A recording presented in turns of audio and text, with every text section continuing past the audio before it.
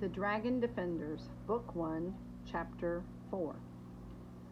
Flynn had seen that white dog before, painted on the side of a black plane. He had first spotted the plane about a month back, on a perfect blue sky day. His sharp ears had caught the buzzing sound of the engine before it came into view. "What's that?" he had called to Patty.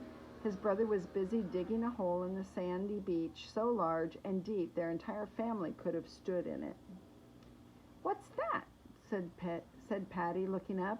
He was sweating and puffing from his work.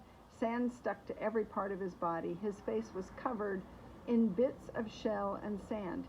"That!" Flynn yelled impatiently. "Can't you hear it?" The noise of the engine was getting louder.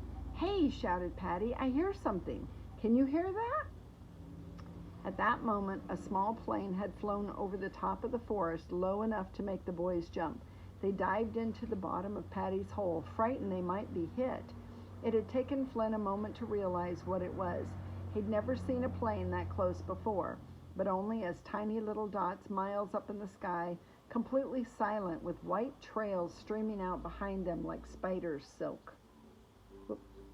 Flynn had gotten a good look as it passed overhead. It was glossy black with a white dog's head painted on the door. It traveled at great speed. The noise of its propellers was terrific. That day, the plane had flown over the sea, turned, and headed for the mainland. The next week, it happened again. 2 days later, they saw it again, further to the west. Before long, the boys saw it flying over the island almost every day, sometimes high in the sky, sometimes skimming the treetops.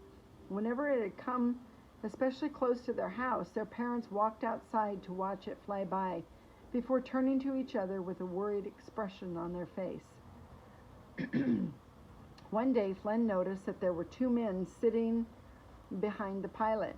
They were each holding something tubular and black, which they pointed out of the windows. Once, when the plane had flown over their house, Patty ran inside, picked up a stone, and hurled it with all his might. Flynn could see the surprise on the pilot's face as the stone whizzed past them, just inches from the windscreen. Then, just like that, the plane didn't show up again. Flynn was glad to see it go. The constant noise of the engine irritated him.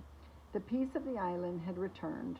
No sounds could be heard other than the usual ones, the twitter of birds, the occasional snort of an animal in the forest, and the distant roar of surf breaking on the outer reef. Life had returned to normal. Until now, thought Flynn, as he gazed at the boat floating in the bay, a panicky feeling in his chest.